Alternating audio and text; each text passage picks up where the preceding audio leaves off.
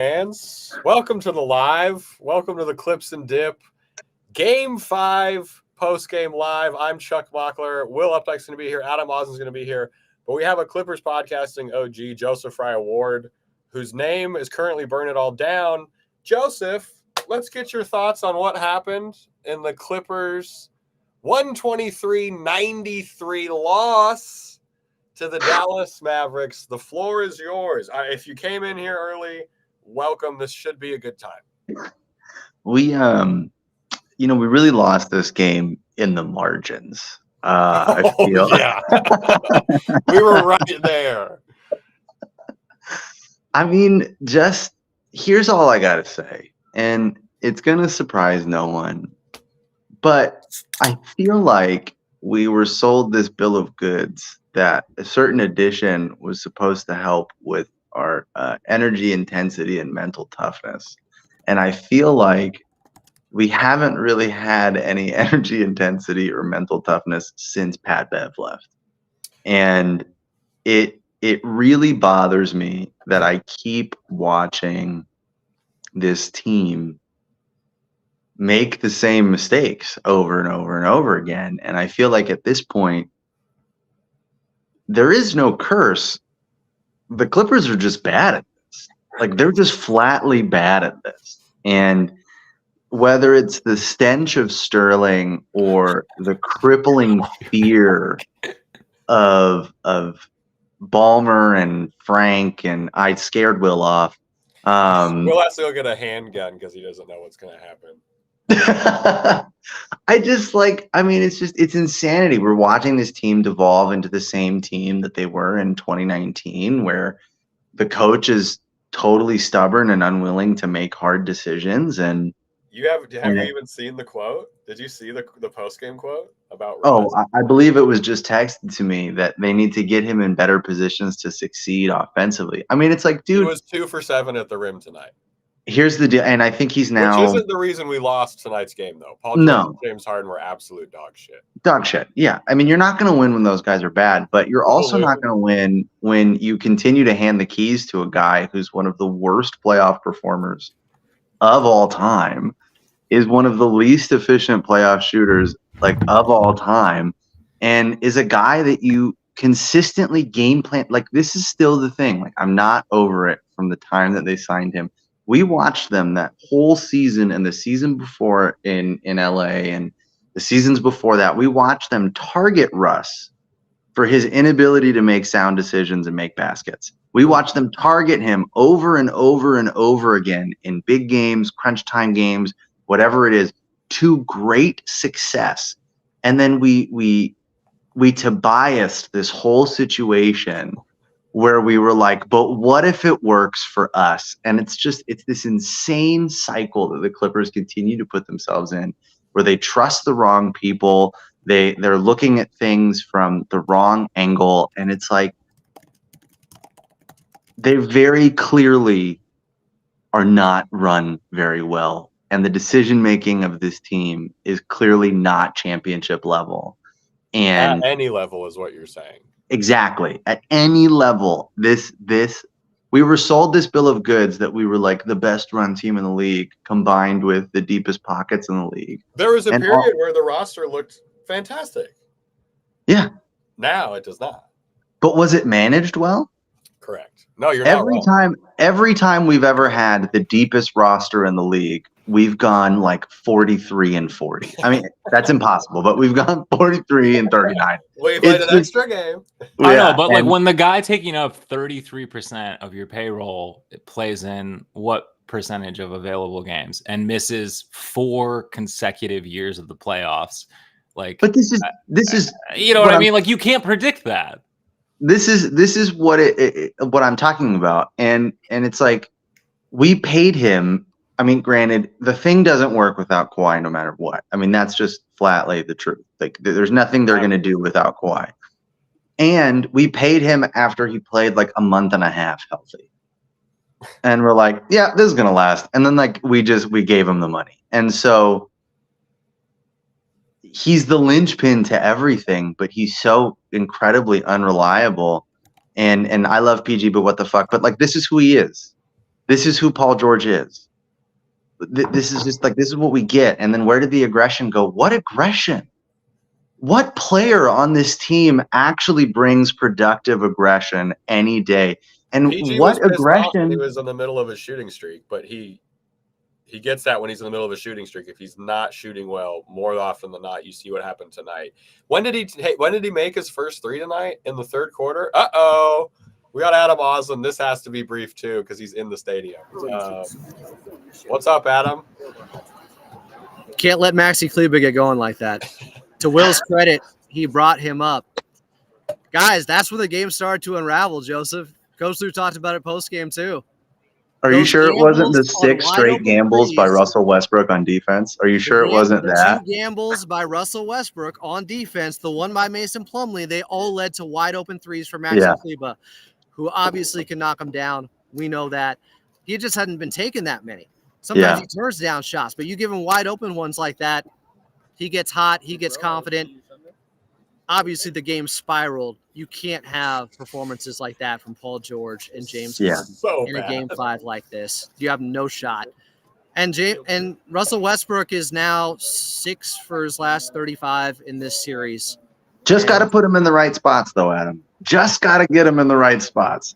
At the rim, not the right spot. In the mid-range, not the right spot. Wide open in the corner, also not the right spot. But we're going to get there. We're going to find that spot to get Russ going. We're going to find it. I was calling for Bones Highland by the start of the third quarter. Yeah. He made a 3 tonight. Get him in there in games. People talking about his lack of size and defense. It's like, well, if Russell Westbrook also isn't playing great defensively, what is the issue exactly? Was this the Tuck game? Was this the Tuck game that you expected, Adam, as the driver of the Tuck wagon?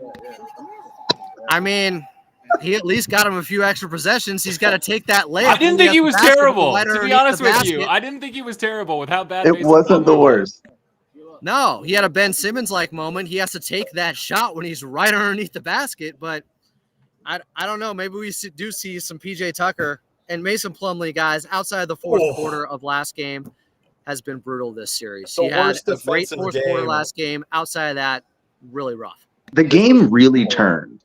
The game really turned when Ty turned to Tweedledee and Tweedledum to end the first half. Why didn't he just roll with the starters just to close out the quarter? It was a minute and a half. He gave all the momentum. End the first quarter with a lead. Just end Literally the first quarter with a lead. Took the game and handed it. Hold on. Adam's producer on Twitter just had to tweet, "We're back, Adam," and that's why he left abruptly. Shout out producer Katie. Shout out producer Katie. She's fantastic at her job. Shout out to Adam Oslin. If you're new to the pod, thanks for hanging out. He usually is our third host. He hosts pre and post game for the Clippers. Joseph Fry Waters here just for some old feelings. Hiding from my wife as she sleeps on the couch, telling her I'm never going to podcast again. And I continue to sneak on to Clips and Dip while she's in the other room. You know what's annoying to me about this game? There's a lot of things. Not a single guy over 15 field goal attempts. Yeah. That is crazy. How many field goal attempts did Paul George end with compared to Russell Westbrook? Paul George had 13. A guy didn't even have 14 field goal attempts. Paul George had 13 field goal attempts. Harden had 12. He hit 2 of them. Russ had 11. He also hit 2 of them. Paul George only taking 2 more field goal attempts than Russell Westbrook in 2024 is like the most fucking baffling thing. But that's the 2024 Clippers. That's the formula, man. Is Russ comes in, plays 22 minutes, and takes 14 shots. It's the most insane thing. He's shooting like 38% for the season. Like, why is this guy high volume? I know what lineup you're talking about. It was that Plumlee, Russ. I put this in notes. He pulled Terance and pulled Zu, and they went like -6 or something. Harden, Norm, Westbrook, Terance, Plum. And it was awful. It was so bad. Mostly because Plumlee had the worst defensive game he's had all year. He's totally, inept defensively in the playoffs. It's unbelievable. He's been so bad. Oh, like, what could you do though? Like, would you just shorten the rotation to 6 guys? Why not play a guy? Like, honestly, Hold on. What about the guy who's played in a in an Eastern Conference Finals before? I'm not saying he's good, but why not try Daniel Tice? Did he kick Ty's pet Chihuahua once? Like, what is going on here where Daniel Tice can't even look at the floor? Yeah. We can't try it? We can't try it. Yeah, I mean, I think they had success in game 1, and I think Ty had like really cued into liking the size mismatch, even though like offensively it hasn't worked for long stretches of time. I mean, they went scoreless for what, like 7 minutes almost in that third quarter. Yeah, 6:35. Field goal. Yeah, and he can at least space the floor. I know he's not. I know Charles is gonna criticize the volume, which is not incorrect, but he can theoretically space the floor more than the other options. Yeah. Or just play competent defense would be nice. That's really all I'm asking for. You don't need to shoot threes. You just be where you're supposed to be. I saw. To me, it's like, I don't know if the Clippers go smaller because they've been game planning for this whole thing to obviously never play small. Yeah. Is the other part. They also just play small. They can't go small without Kawhi. No. Like, it doesn't make even with sense. Kawhi, it sucked all year. It's not even like it's worked this year. It sucks. It hasn't been good since Nick Batum has been gone. The small ball lineup, at one point, the Clippers were down 20, and the small ball lineup came in, and it was like, oh, the lineup that cannot defend, has never been able to defend this year, and isn't scoring. Yeah. And we're down 20. Like, Ty Lue, I understand. So the thing that's also difficult about Paul George and Harden shitting the bed. I know we've talked about it. If you've just how could no one dribble tonight? How like it was unbelievable. They forgot how to dribble. Like, everybody forgot how to dribble.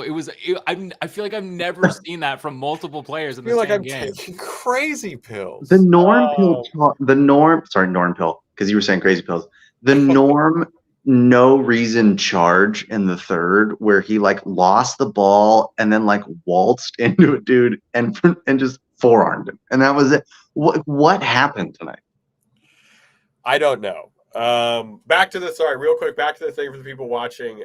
We haven't been talking much about Paul George and Harden yet because they were dog shit, and the thing that sucks when they're so bad is then they can't hit shots, so Ty Lue has to be like, I have to throw things at the wall. It's not that Ty Lue was like, we were playing good, and then Ty Lue was making insane lineup decisions. They were playing horribly, and then Ty Lue had to be like, I guess I'll try and make a Moscow Mule. So I guess my only defense is like, what the fuck do you do if Paul George and Harden are that bad? Like, truly, like what is there to do? Let's go to Joseph. Bones Highland, literally just try it. The guy has already had a microwave game in the playoffs. Yeah. He's already had a microwave game in the playoffs.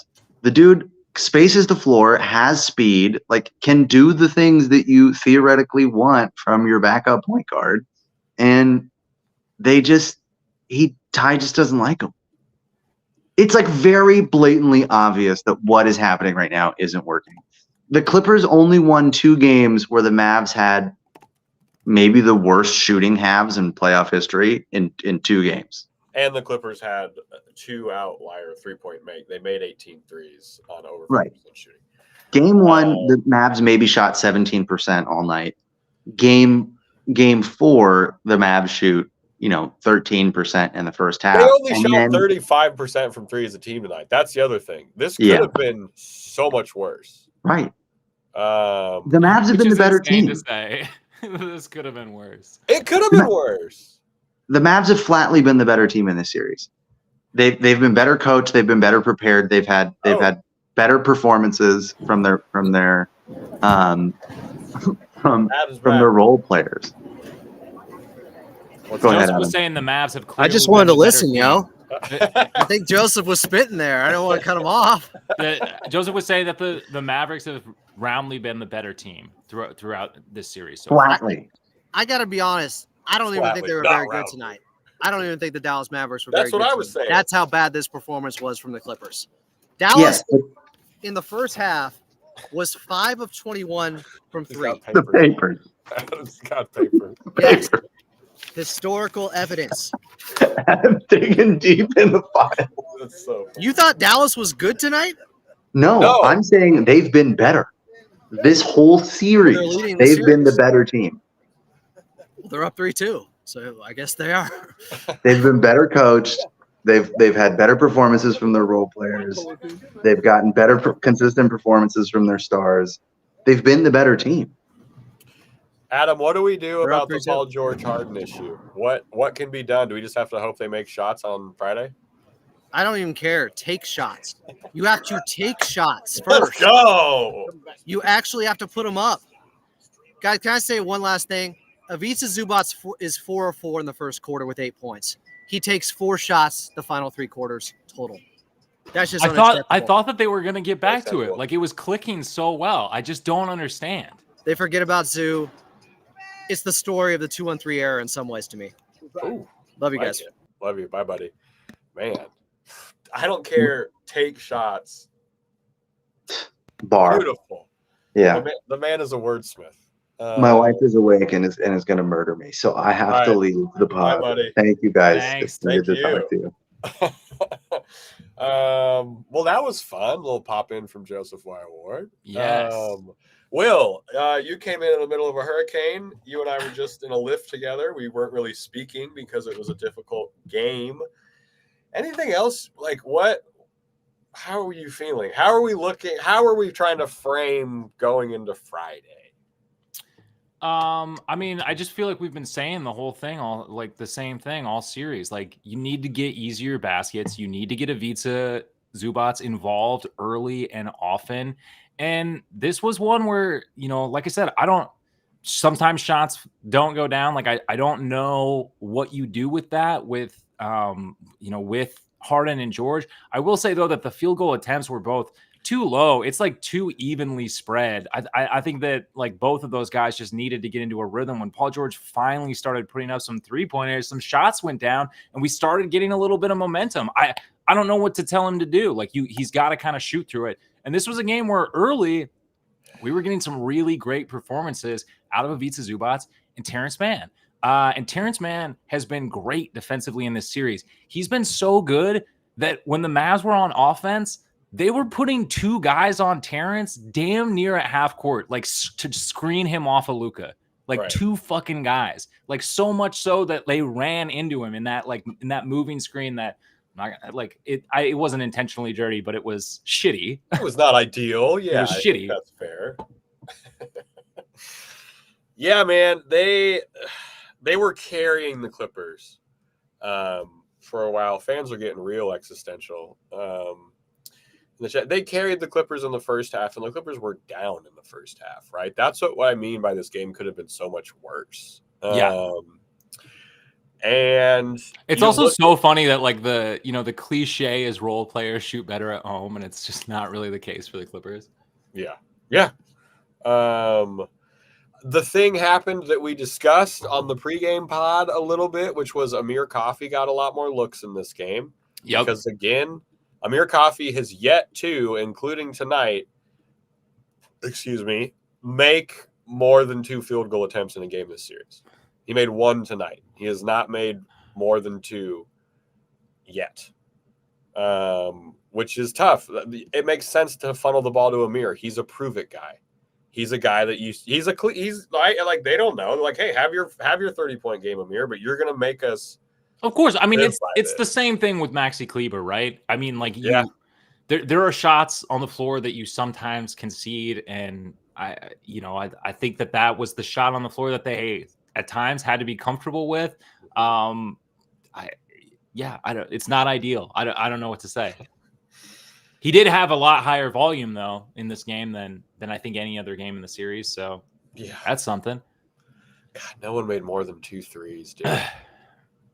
What an absolutely brutal. And the thing that was frustrating is like there were cracks when this game started. Oh yeah. The Mavs had an advantage in offensive rebounds and were +5 in 3-point attempts after the first quarter. And it wasn't a huge advantage, but it was, yes. but you could see, you're like, there's some tendencies happening. They got a lot of dunks. Yeah. The Clippers started the second half with 3 turnovers in like a minute and a half. Yeah. Or something like that. Like nothing was tight about this game. There was none of the screws were tight. I used to have a very old wagon that I put together myself, and it was a nightmare. It broke instantly. And because none of the screws were tight, like you have to like. I know I said it earlier, but like weird. I don't know, man. They looked slow as shit after 2 days off. Like I know I said it earlier, but like I don't get how everyone forgot to dribble tonight. Like you forgot how to do that. And I mean, I guess the obvious answer is like, you know, it's been a tough series. It's been a physical series ever since game 2, when the Mavs really ramped up the physicality, got Lively more involved, especially there. But if they're tired now, I mean, the rest is only getting shorter. So I don't know what you do with that. Eric Pugh asking, bench Russ for Bones. What if Bones shits the bed again? Then he shits the bed again. I mean, don't we have enough sample size of Russ shitting the bed to say, to throw caution to the wind? Everyone shit the bed other than Terance and Zu tonight. So it's like, I don't know. What's one more person? I know but like, I don't know. What if he shits? If he's starting to shit the bed, if he's prairie dogging in the bed, Ty Lue will pull him. Yeah. Oh, of course. Ty Lue will pull him. He will have the least amount of leeway of any player on the entire roster. Other than Zu. He will not. Yeah. Ty Lue will not hesitate. And it's like, schematically for the Clippers. Schematically speaking. Everything was in mud. You mentioned this when we were watching the game, but Paul George was initiating the offense to start this game, and it made no sense. From the first possession, this offense was off. Like why was Paul George initiating the offense? Like, why was he doing it so much? We know about Paul George's handle, and like, yes, he has a nice handle for a small forward. He does not have a handle where you need him to be initiating the offense over the guy that you traded every wing that you had to initiate the offense. Like, it doesn't make any goddamn sense to me. And it's not good for him either. It's not, he can do that in limited spurts, but like Paul George initiating the offense is like not what's exciting about Paul George's game. Get the guy fucking shots. Have somebody else do it. Just have him put up shots, for God's sakes. We didn't see, did we see? I don't think we saw any small pick and roll tonight, which has been successful for the Clippers in this series. Terance Mann, this is a screener, has been good. Like, there are ways, like, there's not big things to have done, but it felt like Ty Lue was off this game, and that coincided with everyone other than Terance and Zu being off. We're going to take a quick audio break because we're going to do this for an audio podcast too. Ads coming up in 3, 2, 1. Hey, we're back. Thank you, Trey. You're right. Trey Youngeen says James is supposed to run the offense. I don't know why Paul George was doing that. It was weird. It's not a new thing. Like they do get into these ruts, and I don't know if it's Paul like asking to call his shot or whatever, but like at this point in his career, as a 34-year-old man, he's got to realize that maybe that's not the best position for him. Can he do it at times? Sure. Is that his forte? Absolutely not. Not to set the tone for the game. No. Yeah. And that, I mean, like, that's the thing I feel like that's been kind of frustrating is this game aside, because this game was the Clippers' worst defensive game as well. Like, it was dog shit. They were terrible. That was just the huge difference in this one. But the offense for the Clippers, they have really not been able to take the lid off of this one for a full 48 minutes. Like, we've seen it in stretches and quarters, but it hasn't been what it was throughout even the majority of the regular season. No cohesion, especially tonight. There was there's just no rhythm. There was no rhythm to the offense. Like, the ball wasn't snapping. You know what I mean? Like, there just wasn't. I don't know how. Like, I don't know if we're gonna do a pod tomorrow, so I guess we have to quasi look towards Game 6. What adjustments can you even make? We obviously know that Paul George, James Harden need to make shots. And just like we've been saying all series, like get easy baskets. Just get into the stuff that worked. You know what worked in Game 1, and no, it won't have the exact same results, but like get Zu attempts. Like let's mix it up, man. Get Zu more than 8 attempts, especially when he's made 7 of those attempts. Like Zu found Terance for a corner 3 out of the short roll, and that was the highlight of the Clippers offense tonight. It was very early in the game. Yeah. It was a pick and roll with Harden and Zu. Zu got on the short roll. They crashed. Terance was wide open. It was a perfect read. It was a perfect play. That was it. That was the extent of the well-run Clippers offense tonight. Totally. And the thing that was frustrating for me is that happened in the beginning of the game. So that can have a domino effect. It wasn't random. So Game 6, we need that type of thing to happen. I just feel like we've been saying the damn shit, like the same shit this whole time. Like I don't know what else to tell you. Charles Gardner, wonderful name. Glad they got a beatdown. I mean, yeah, that's an interesting way to look at it. Like maybe that's what they needed. How many times do we say that during the regular season? Good Lord. Yes, you're right, Charles. Well, sure. At least there's one smart Charles in this chat. God damn it! Oh no. Kawhi bionic leg. I like that. There's a YouTube namer named a gay actor named Michael Douglas in the chat right now. What? I don't know. Yeah, so Game 6, PG and Harden take shots. Is that the baseline? Yeah. Somebody said it in the chat earlier, and I fully agree. Paul George is the number 1 with Kawhi gone. How are you going to not take 20 shots in a playoff game? Chuck them. I would love if we get a PG chuck them game. And like, and from Ty Lue and like the offense likewise, don't have him initiating. Don't have him going off the dribble to start a possession. You know what I mean? If it's a breakdown and it comes to that and it goes into a one-on-one thing, sure. But the thing is like that's just so exhausting. I don't know. You know, I don't know how it's sustainable. I don't know how they think it's sustainable. And they did look tired already tonight. After 2 days off. Victor Vic is asking, will Kawhi play in Game 6? Absolutely not. Kawhi will not play in this series. Absolutely not. Again. He will not play in this game, in this series. It's still day-to-day. They talked about that today. Oh, yeah. Should the Clippers get out of this first-round series, I'm not saying I'm not closing the door completely, but he's not going to play in this. He's not going to play again in this series. Yeah. And he shouldn't. Because he's not 100% himself. Stratos asking Chuck Mockler equals Chuck the Condor. No, I despise Chuck the Condor. Except he gave a World War I veteran a wet willy once. That is like your 100th reference to that on this podcast. I don't want people to forget that it happened. I reference that at work. It's your Alamo. Yeah.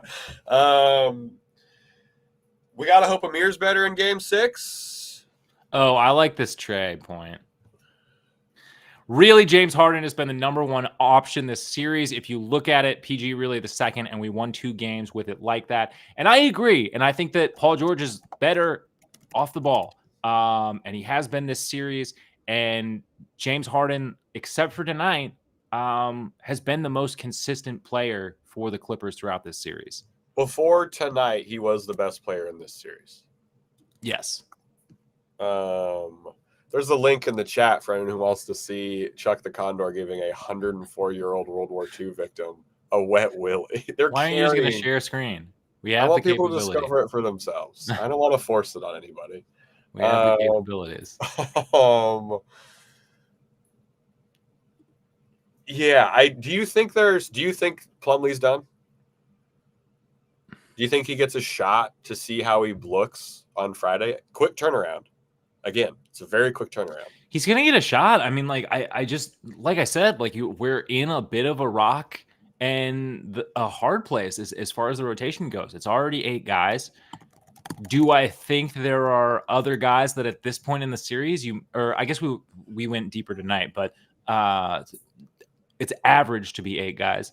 Do I think that there are other guys that you might as well give a look? Yeah, I mean, I guess it would depend on the game plan, but if you're seeing the same thing when 2 guys come in, maybe it's time to stop bringing those 2 guys in. At least together. That's all I'm going to say. At least together. PJ Tucker played tonight. He's going to get run on Friday. Honestly, I wasn't mad at that. I guess I wasn't either. I was mad at everything else, so I didn't have room for it. Like I'm played karate chop defense, which worked. Yeah, well, and I kind of feel like that's the real whole reason he was brought in. I mean, I know he for some reason thought he was coming in for a different reason, but to come in and be he had the hardest adjustment of anyone in that trade. I know. Fucking idiot. But like for him to come in short stints and be an irritant, I actually like that. It just depends on what the lineup is around him. Because again, no Plumlee, no Russ, hopefully, because that trio being together, I was like, that was insane. Yeah, I agree. Could he work on the floor next to Zu? No, because now there's 2 non-shooters. Now it's exactly what we. But you have to guard PJ Tucker in the corner. I don't think you do anymore, dude.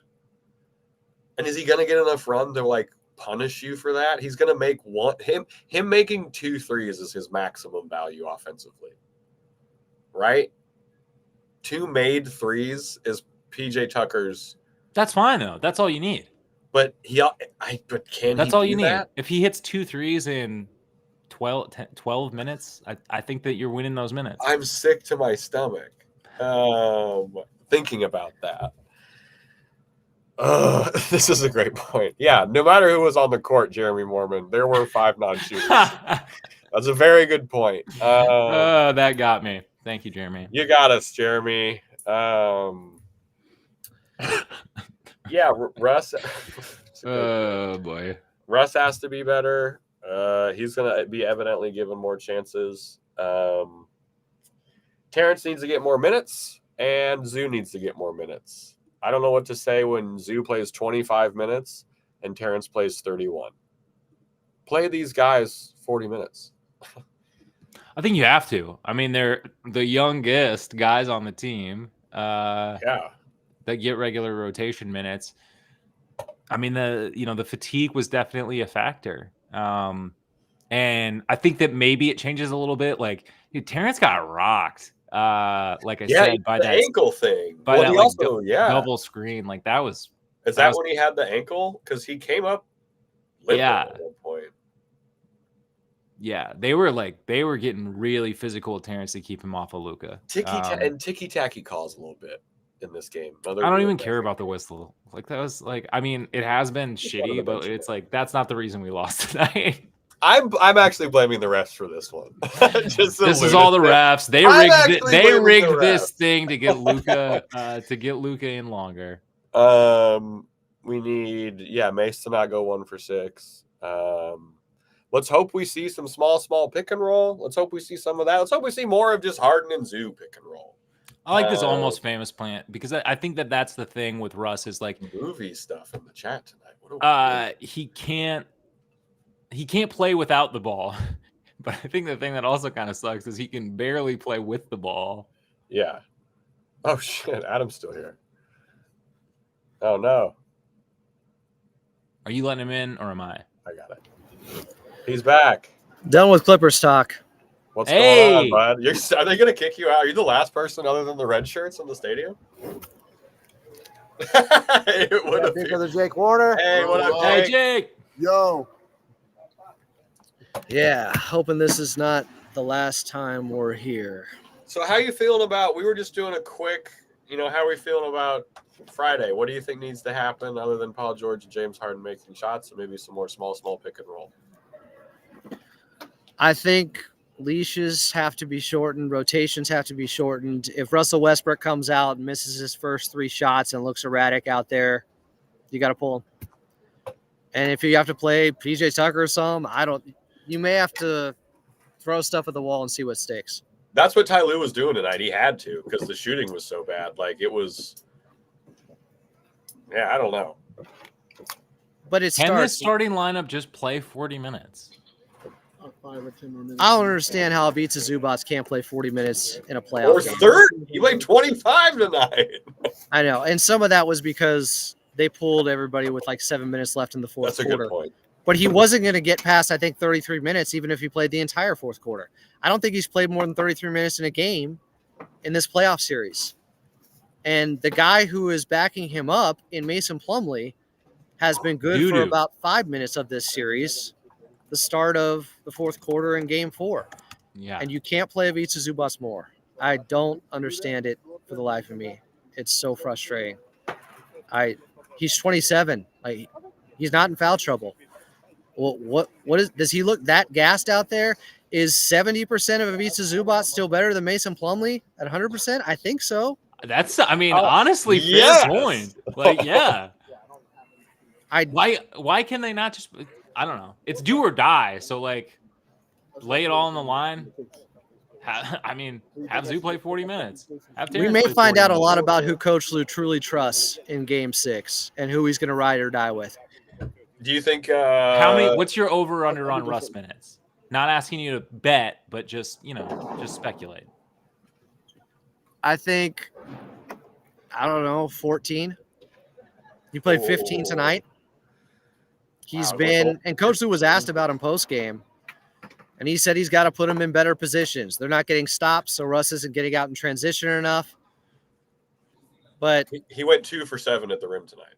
there's just there's no way to excuse away this Russell Westbrook and the version we've gotten over the last 4 games in this series. I'm sorry, Russ stands. And 6 for 35. There's no way to rationalize that but the energy. I'm sorry. And we need Paul George and James Harden to figure out whatever the hell they need to figure out between now and Friday. Coach Lue also said post game that James Harden's allowed to have a bad game. And I think he's right. He's been their best player. Yeah. Paul George, this is at least his second really bad game. Right. It's not. I think he's had one good game. If we're being honest, he's had fine games, and he's maybe had 2 good games in this series. I think game 1 and I think game 1 he was good, and game 4 he was good. And other than that, I'm not saying he was terrible. They weren't terrible games, but they're meh games. Well, 2 terrible games. You need him to be a 30-point scorer who's good on both ends. You need him to be he's been, for what he's supposed to be and for what he seemingly wants from the Clippers after this season, which is a big old contract, he has shown that he is not worth close to the max in this series. It's too inconsistent. This was the perfect storybook way for PG to say, give me this money. I can do this shit. James Harden has done that except for tonight. Paul George has been up and down. I think Ivica Zubac's probably been the second best player in the series for the Clippers. They don't recognize that. They don't use him like he's playing as well as he has been. They don't explore that option. And I probably got enough hair, though I could pull some out still and be okay. But that's what I feel like doing. He was my X factor coming into this series, and he comes out and has, 21 and 15 in game 1? Yeah. I know they hit 18 threes in that game, too. But a big part of that game was what Ivica Zubac did and what he showed he's capable of. And do you think that the Lively adjustment has just been what's had Ty Lue move away from that? I don't think so, because even when they have gone small still with Maxi Kleber out there, they don't look for him. Remember the very end of game 2 where all of a sudden Paul George was getting downhill and he found Ivica Zubac for a couple of easy ones? Like, he had 8 points in the fourth quarter of game 2 after long stretches of going away from him. Then at the very end, there was a sense of urgency to get Ivica Zubac involved because, hey, he's the only guy out there getting easy buckets when they were miserable and I think shot their worst field goal percentage of the season in game 2 at around 36%. Well, tonight they shot about 38%. They weren't much better. 4 for 4 in the first quarter with 8 points. Gets 4 shots the rest of the way. How is that possible? They hate easy buckets. I feel like they hate They easy want buckets. to make shit harder. They Path really of want to make most shit harder. resistance. Yeah. This is an interesting question. Jason Kidd made a very quick adjustment in this game. Zu absolutely destroyed Gafford for the first 3 minutes. Kidd immediately put Lively out there. I'm not saying that's what caused Zu to not get his shots or whatever. I mean, Lively has been very good defensively. Yeah, so they had the counter there. I don't know. I wouldn't be surprised if Lively starts Friday for the match. Why though? You don't even. Gafford sucks. But you don't need to change. Zu. You don't need to change your starting lineup. I know.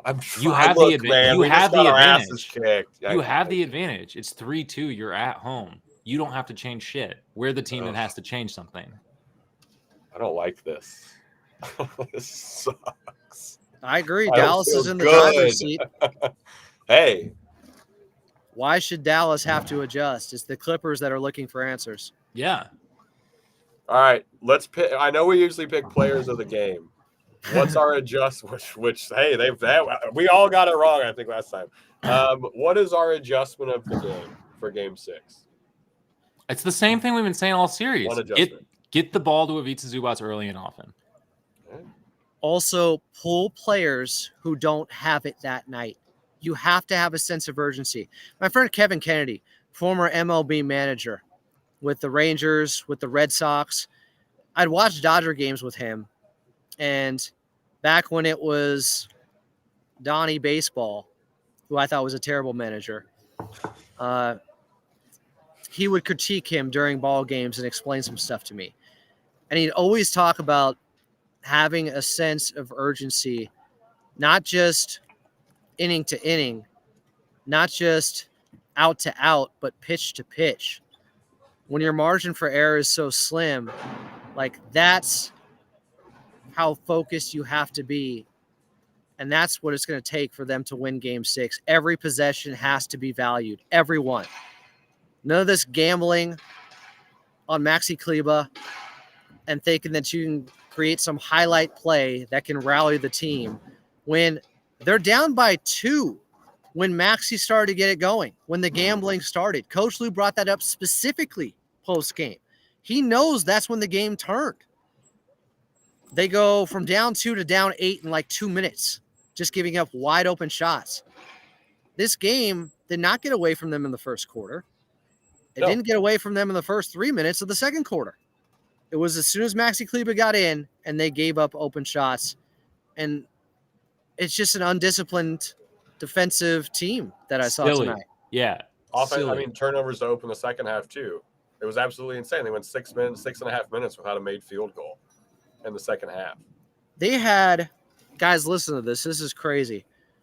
They had over a 20-minute period in this game, if you add up all the runs that went against them and how many times they went without a field goal, like going 5 minutes without a field goal in the first quarter. If you go from all the quarters, they had a 20-minute stretch in a 48-minute game where they had 8 points, and those were all free throws. Brutal. So as bad as their defense was, their offense wasn't rescuing them. Both sides of the basketball were miserable. I just can't believe after the way they won Game 4, they put together a performance this bad back at home after 2 days off. I have my adjustment for Game 6. Flip the switch. Have they back up? You circle this, you say flip the switch. That's what we have to hope for, which makes me want to tear my desk out of my house and throw it. It's fair. You've been talking about it for a while. And I don't even look at this game as much as you needed Kawhi Leonard in this game. And for everybody saying, maybe they're better without Kawhi right now. Maybe he was bogging down the offense. Things looked so much more wide open. They had the 18 3-point games without Kawhi Leonard. Yeah, how's that working now? Maybe it was just a very small sample size. Maybe that's all it was. Because in a game like this, where buckets were so hard to come by, for both this teams, is when Kawhi Leonard, but this is when that tough shot maker that you can just give the ball to and have him make something happen really strengthens your squad. this might be the funniest comment of the night.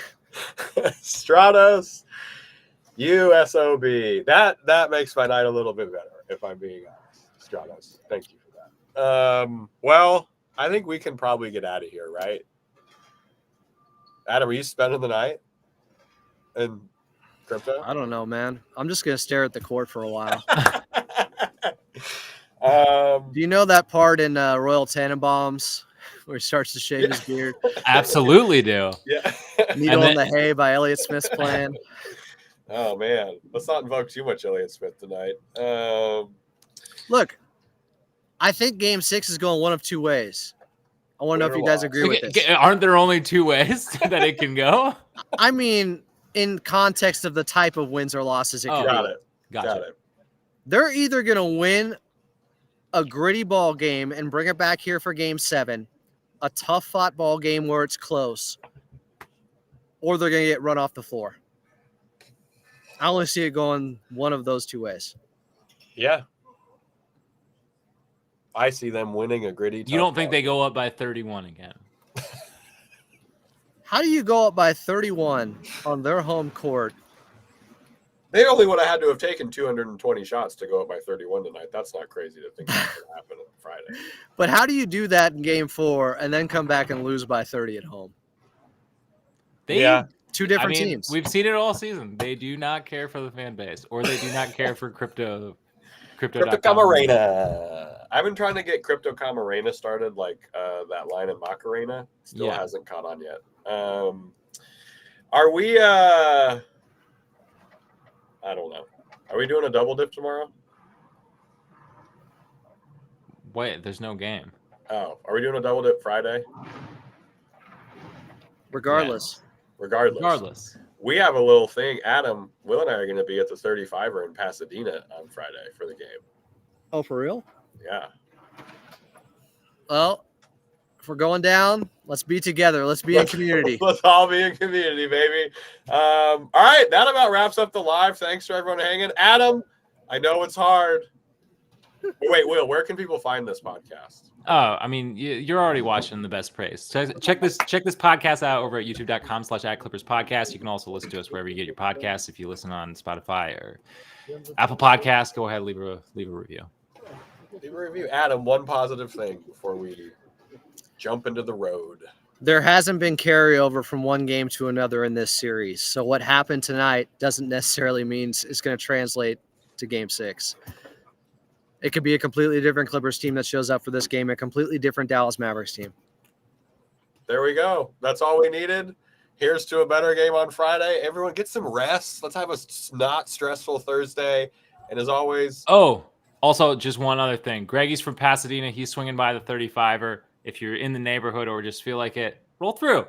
Let's do this together. Yeah. If the Clippers lose, are there going to be like free drinks or something? Is there some big ad from this bar? Because that'd be pretty cool. No, but I love that idea. I'm not paying for it, but there might be. I don't know.